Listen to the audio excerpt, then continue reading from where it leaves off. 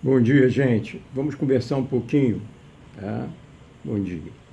A gente tem reparado que, embora a gente tenha um laudo padrão, que a gente chama de padrão 10, ou laudo ótimo, é de um prédio conceitual, um prédio de fato inexistente, um prédio modelo em que tudo estaria super bem. Isso é inusitado, isso é incomum.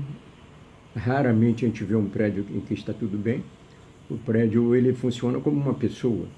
Ele pode estar bem relativamente, sempre olhando por um prisma e olhando aquele momento, ou o momento seguinte, ou o momento anterior.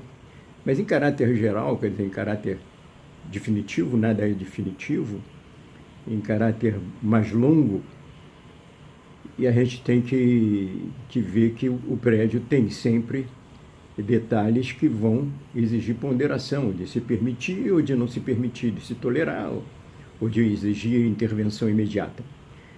Mas eu vou começar a ler para nós aqui, e também para a nossa equipe, e vou passar a fazer como se faz nos exames médicos. Você vê que no exame médico você tem o seu colesterol daquele paciente e ao lado tem o colesterol ideal e a faixa que ele é permitido.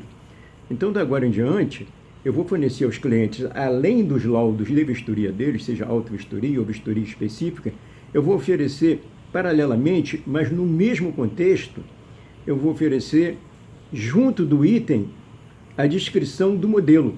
Para quê? Para que não haja preguiça dele ir ao modelo que a gente oferece a ele, que tem aí umas 14 páginas, mas sim que a cada passo que ele leia uma coisa que é sintomática, ou é duvidosa, né, ou que está em risco no prédio dele, ele leia exatamente o que seria o ideal, para ele ter um padrão de comparação. Isso fica muito mais fácil. É muito mais fácil você comparar o que é quente sabendo o que é frio, o que é escuro sabendo o que é claro. Então, essa comparação de termos de gradação, inclusive, vai dar elementos de referência. Importantíssimo. Eu vou ler aqui para vocês, não gosto muito de ler nada não, gosto de improvisar e ir lá no fundo do baú da memória, pegando o impulso de palestra, de aula, ou mesmo de debate, ou até mesmo de pensamento, do que ler. Mas às vezes é bom ler.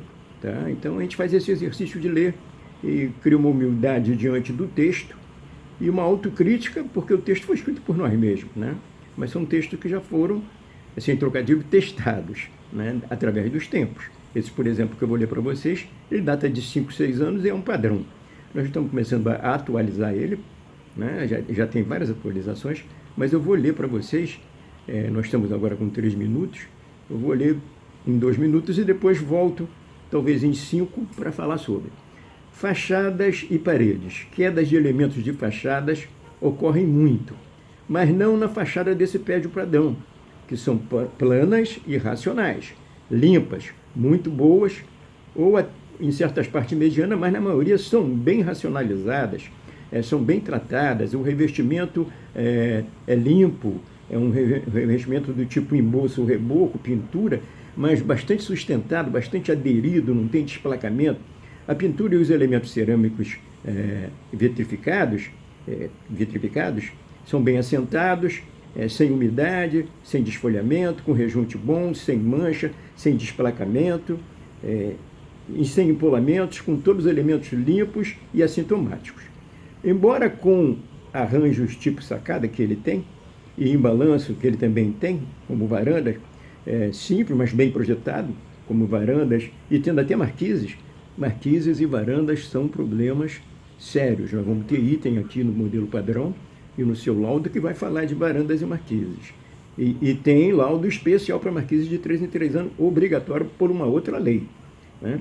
Então, há sintomas ou sequelas, não há, né, nesse caso aí, nem sobre laje, nem sob laje, nem em balanço, nem em fachadas, nem sobre varandas, nem comuns. Na maioria das vezes, elas são focos de etiologia, mas não aqui. e são de responsabilidade da unidade, quase sempre da unidade. Tem uma varanda, a responsabilidade quase sempre é da unidade, como é da janela, do parapeito, da sacada, do toldo, do ar-condicionado, do dreno. Mas vamos lá. Ao contrário do mais comum em fachadas, não há nesse padrão um risco iminente. As paredes de arranjo extra inexistem, mas se surgirem alguma parede ou algum detalhe, eles devem ser estudados atentamente, sob responsabilidade, parecer pontual específico e, se possível, devem ser proibidas sempre que possível.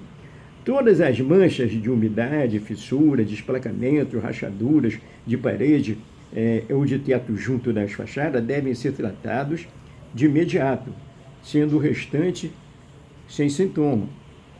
Mesmo assim, você deve observar, porque um problema em teto e telhado se transmite diretamente para a fachada, como ocorre com a maioria das janelas e corrimãos. Então, a gente deve manter a fachada percutida como rotina e, se manifestar uma anomalia, logo tratada imediatamente, mesmo que seja para simples monitoramento. Então, a rachadura, vamos investigar, vamos fechar e vamos monitorar. Isso vale para todas as paredes, mesmo que elas estejam em ótimo estado, se aparecer uma fissura. É uma profilaxia anual que você faz, de preferência semestral. No máximo bienal, mas não pode ficar 4, 5, 6 anos sem percutir fachada. Principalmente fachada que tem mármore, granito, peças pesadas. Mas isso é relativo, né? Porque você pode cair com um embolso, você não sabe o tamanho que vai cair. Você olha lá, vê um empolamento, ele pode cair com 10 por 10, né? Uma coisinha desse tamanho, pode cair com 20 por 20, que é uma coisa desse tamanho, 50 por 50, que é uma coisa assim, ou cair com o tamanho da parede toda. Você não sabe quando ele vai cair, como ele vai cair. Você pode supor, mas daí é você ter certeza, e não sabe se ele vai cair de cutelo, né? Se ele vai cair como um machado dando uma pancada, ou se ele vai desdobrar e desfarelar, mas de qualquer maneira é bom antever. E isso vale mais ainda para os elementos de soleiras e de beirais, para peitos. Né? As regras são claras no plano de manutenção obrigatório. Você tem que ter um plano de manutenção obrigatório. Vou desligar que está com 7, aí eu volto falando das esquadrias e das marquises.